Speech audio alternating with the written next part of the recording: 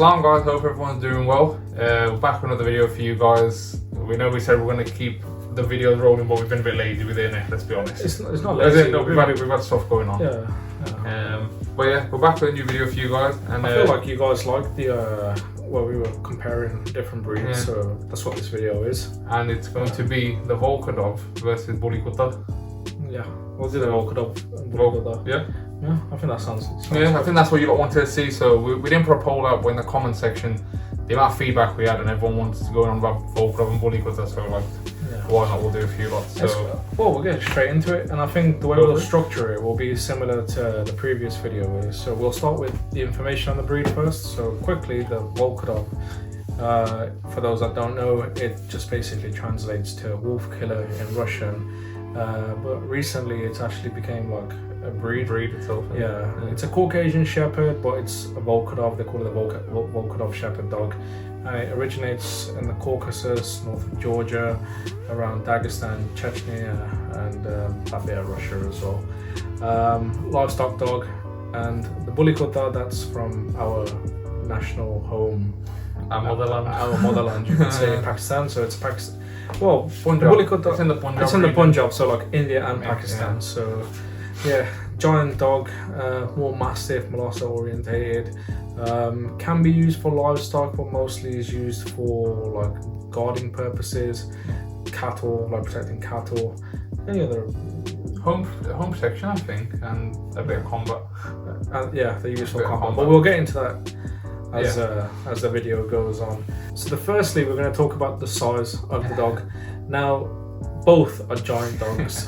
In fact, they're pretty neck and neck when it comes to it. Yeah. Generally, the Kutta will be slightly bigger than the Volkodav, I think. On average, because Volkodavs are so diverse, you can get like the smaller, stockier versions up to like dogs like Roy and beyond. And with the Kutta, they're already at like around about 80 centimeters, 90 centimeters to the withers. In terms of weight, I would think Volkodavs are heavier. Yeah. I wouldn't. Kutta don't really get that heavy. No. But again, if you go off average,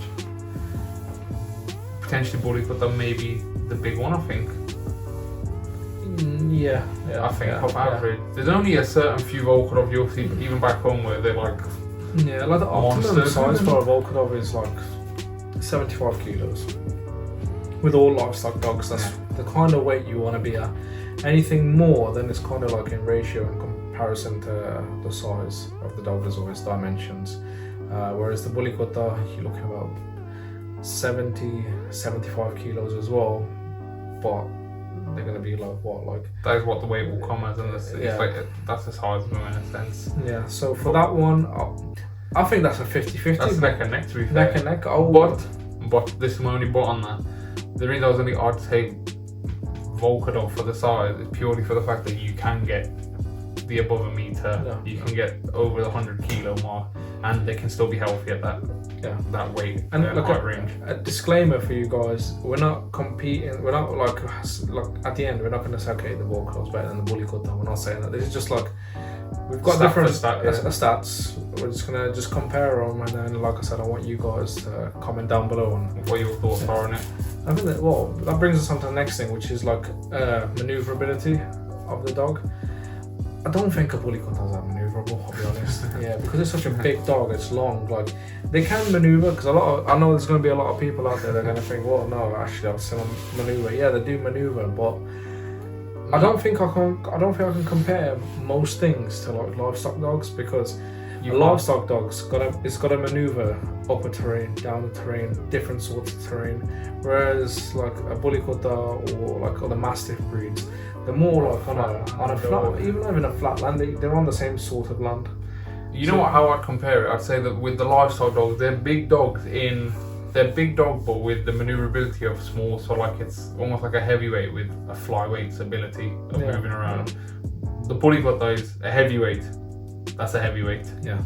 You may catch them in a blue moon being the one that can shift their body weight a lot lighter than what the average one can. But I think for most of them, they're not as maneuverable as they're not going to be that agile. Not to a Volkodav. Yeah. I think that's clear. Yeah. We'll get Volkodav. Yeah. Yeah. I agree. And then that brings us on to the speed as well. I've never seen a bully Kutta pacey. I've seen a bully Kutta run, but I've never seen where I'm like, whoa, that's fast. And I'm not sure that most of you have even said the same thing as me. Most bully Kutta are stationed in a small area on a chain. On a chain, guarding, and if they're free roaming on a small plot or even like on a cattle farm or something. It's due to their nature though, isn't it? Because they can go and cause trouble with any livestock, any other dogs. And they're used for combat as well, so where they're lacking speed in that. We'll get onto it a bit later on in the video. Yeah. Whereas the Volkodav, they can shift. They are quick. Like I said, when it comes to livestock dogs, you've got to think they've got to be good in most aspects because it's the environment's completely like it's a diverse environment compared to like most breeds. It's to do the job basically. They need everything. You can't just have the one thing and lack the other thing, otherwise it's not going to work for you and they won't keep it. That dog has to be good in all fields. Like for example, like swimming. Yeah. You're not going to see a bully Kutta swim. There probably is. By the way, we're not saying there's not. But like, what videos would you see of a bully Kutta swimming? Like, in order to get to the other side due to its terrain, probably not much because most places in Pakistan and India ain't got that. Whereas if you go to the Caucasus or if you go to like in Turkey or like Eastern Europe, that's the sort of terrains that these dogs have got to cross anyway. So they're used to swimming. They're like very adaptable. So speed wise, I'm not going to say like 100 kilo Volkodav is going to be faster than a fit 65 bully Kutta. I'm not saying that. I'm saying if you get like on the an optimum 70 kilo bully Kutta, Volkodav, and then the same with the bully Kutta, the Volkodav same pace. Yeah, I think Volkodav. We'll give that one to Volkodav as well. Yeah. But the next thing is a bit, I don't know which way to go. The strength. Nah, for me, I've got my clear cut on that for Volkodav for me, and the only reason I say that is I've never personally owned a bully Kutta to have the experience with a bully Kutta to say how strong it actually is. I've seen a bully Kutta in person. I've put a picture of a bully Kutta Romeo up north. Beautiful dog, strong dog and everything. However, I've seen Volkodavs in person and they're stupid strong, like stupid. Even to be fair, in Pakistan there was a lot of bully Kuttas that we saw that were quite big, but I don't know, man. I'm going to say the wrong word here. I don't know if it's going to offend people. For me, the bully Kutta is a lazy big. No. And then I don't know. The reason I say that is that when I see a bully Kutta, for me they've got the big sheer size, they've got the weight, they've got everything. But when I see the Volkodav, I see more of a pristine. I feel like I don't know if that's just my bias. No, but then you got to think like like when you walk reefs. Yeah. She's more masterful, like malakli orientated. A bully Kutta is like that. And imagine a big male version of that pulling you. It's gonna pull. It's gonna. No, they're gonna pull, of course. Yeah, I know. They'll be strong. I don't know. Oh, if I had to put strength, I'd do it as 55, 45. In favour of Volkodav. Yeah. Or probably 60, 40. I would have been leaning toward like a 70-30 split for me, more so. I think. Yeah. But bully Kutta are solid dogs. Yeah. Like they're very strong. How do you think they compare in terms of their age as well? Then, or would you give it to them? Obviously, I'm not going to be biased. Well, I'm not going to be biased because it's the truth. Yeah, livestock dogs tend to have better age, like just look like lives. Like what would you? Oh, I'm trying to think of the word. Lifespans compared to most dogs because they're natural dogs. Yeah. They've got natural diets. Bully Kutta, they have natural diets as well. A lot of them get fed like ghee, if you don't know what that's, like butter, like natural roti. Butter. Roti, which is like bread. So bread and butter, that's a milk. Yeah. And no way you'll have a bully Kutta that's like 18, 20 years. Not that I know of. No, I don't think. Even people we've spoken to, I don't. 12 years, 13 years, maybe 14 years, that's it. Whereas these livestock dogs, like the Volkodav, for example, it's common to see them 15 plus. I'm sure I saw Gorach's mom. She was like 18, 19 years old. Talia's lot. Talia? Yeah, her lot, remember the video? on YouTube. They can't. Well, I know it's a different breed on the same I mean, livestock in general. Yeah, there's they had a pack of mixture of dogs. And there was one dog there that was like 22 years old. That's what I mean. Yeah, no, how much of that is true or not, I don't know. But if someone's saying 22, even if you give or take a couple of years, that's still a lot, especially for a dog. So, Volkodav, I think, if you're looking at a dog that's you want to spend longer with, I think a Volkodav. Given the right circumstances, given that you look after them properly, health, everything, their diet, then I say Volkodav for that. And then that gets us onto the diet then, because oh, this is interesting. Go on. Because we're not going to just talk about what they eat or the quantity of how much they eat as well. I think they eat about the same. Oh yeah, I was about to say that's one way I think they both eat the same. are really big eaters. Yeah, and they both can eat more than their stomachs can handle. Yeah, they won't just stop. If there's food in that bowl, they'll eat it. I know most dogs will, but like these big dogs, they'll consume it. In terms of even what they eat, it's very similar: bread, rice mixtures, milk. They'll drink a lot of milk, and then meat when it's able to be given to them. That's it. It's not like they'll get meat every day. Yeah. It's just whenever the owners can afford it. To be fair, and well, you see the state of them back home. They're better than dogs in this country. Yeah. You know what I mean? Yeah. They're more well looked after than the dog that's staying in the living room every day. That's a different topic, yeah. Yeah, so about 50-50, I'd say. 50-50. They all eat the same. Big dogs, they're gonna want to eat. Yeah, if you are looking to get either or, just understand that they will eat a fair bit. Now, in terms of like livestock purpose, well, I wouldn't say livestock purpose because one's a livestock dog, one isn't. So we'll do man stopping. That's a fair ground for both of them. A man stopping. Okay, we'll do man stopping. I think a bully Kutta. Yeah. I think a bully Kutta would win the man stopping thing. Yeah. Volkodavs are scary. They are. But there's something about, I don't know, The thing is, I'm trying to think of some of the ones that we've seen in Russia. That's what I mean. And they were terrifying. However, a bully Kutta's got that look to me like a pit. Yeah. They've just got that scary look to them when they want to go. And I have said intimidation, but the thing is, like a Volkodav and that, they look like they're very like grizzly, like bear looking. They're wild. Yeah, and their hairs are flared up and their eyes are beaming at you because they got them like almond eyes. Bully Kuttas, I've got them not circular eyes, but they've got that mean mug face. They'll death stare you straight to your face, and you know that dog means business. Yeah, I think like if you didn't know about dogs and you went into someone's back garden and there was a bully Kutta and a Volkodav, I think you'd be more scared of the bully Kutta, I think. I was going to say the opposite. I would think so, because it's more like, when you think of like junkyard dogs and like Rottweilers, pit bulls, you think of bully Kutta.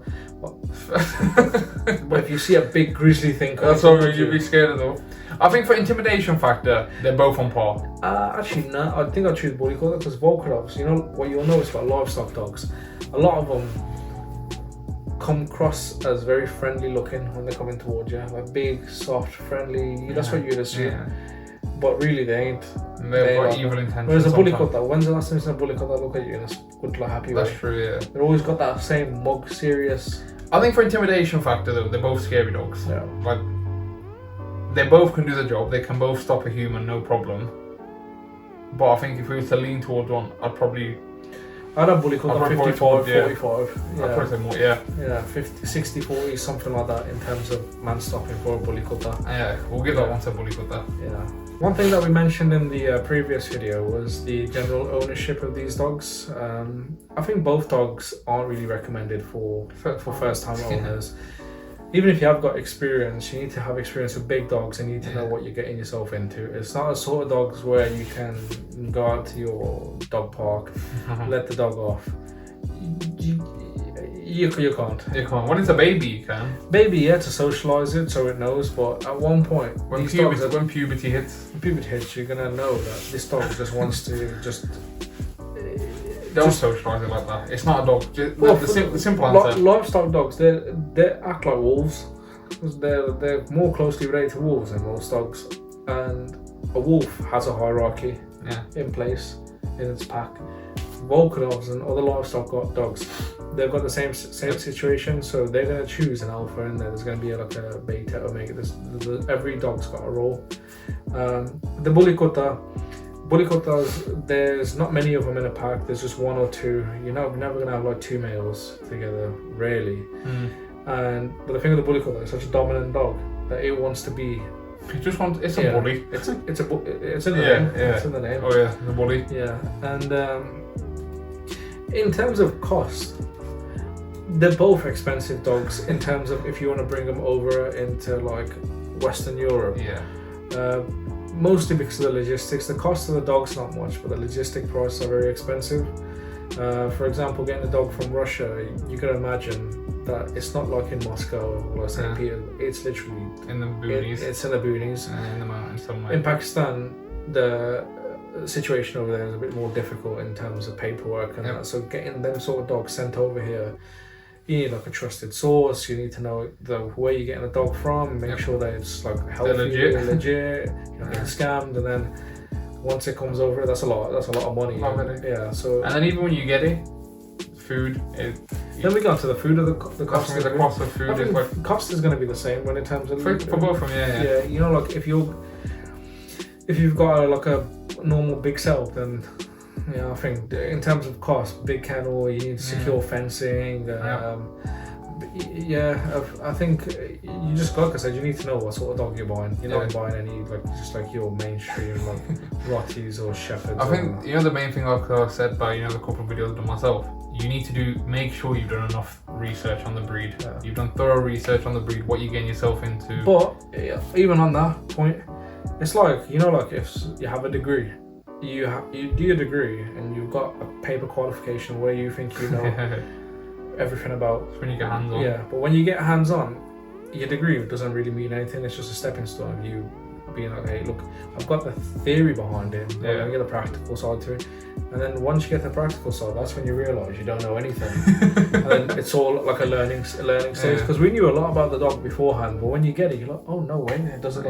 You learn things with the dog even every day. To like today, you learn small things about the dogs which you didn't know before. So never ever think that you know everything about these dogs. When people say, oh yeah, I'm a dog man and I've been a dog man my whole life. Okay, that's fine, but that don't mean you're fucking eyes on the dogs. Of course, never. But I think for that it's quite equal. Yeah, for both of them. Big dogs, big cost and where they're coming from as well. I think lastly, what we'll talk about the age-old question is the question which probably most of the comments. Look, in the last video, that's what the debates were. Yeah, that's what the debates were. And again, just a warning or a disclaimer. This is educational purposes. We're just saying for educational purposes. How it is, and it's what a lot of people want to see in the comments. But the question is, if an alpha versus an alpha was to get into an altercation, which one would win? So let me just take two examples of dogs. We'll take which bully Kutta do you want to use? We won't even say any big name. We'll just say if you have a male prime bully Kutta and you have a male prime Volkodav, and you try to put them in a pack together. And they have to assert dominance. Who's going to assert the dominance, and how is it going to work? I wouldn't say in that because that's unfair to the bully Kutta, especially like in a hot. Not really. If the bully Kutta took over, then it'd be game over for the thingy. Okay. The thing is, isn't it? In the comments, a lot of people are going to be like, I saw bully Kutta beating Volkodav, and people are going to be like, Volkodav's beating bully Kutta. My honest answer is I think Volkodav again. I think it's the king of dogs. I think bully Kutta are strong, and you got some very good what's the word? Bloods and that.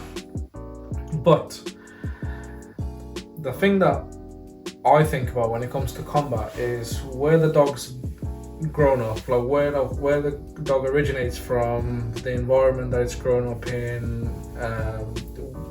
There's a lot of factors. 100%. A lot of factors. Like when you look at I keep going back to livestock dogs, but livestock dogs are the kingpin of dogs. The kingpin of dogs. That's just how it is. Yeah.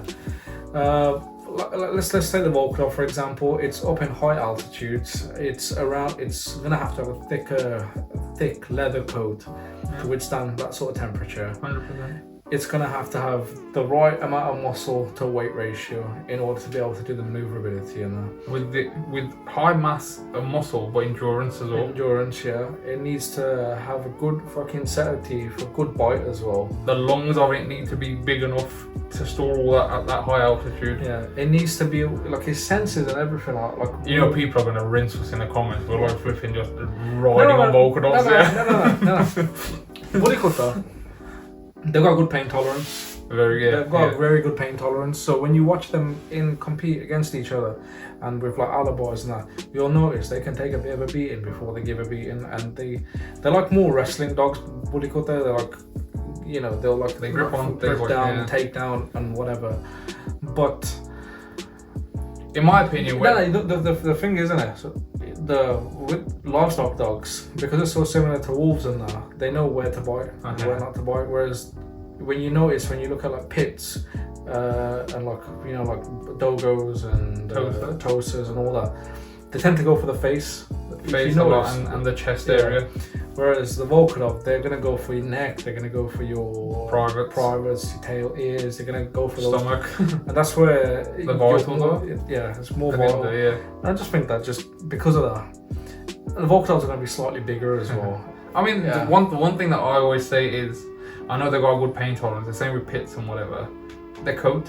Yeah. They don't have protection over their coat. Yeah. They've just got their coat and then whatever's underneath. And if you've seen Volkodav's teeth, they're giant. Like they'll go in and they're ripping straight up.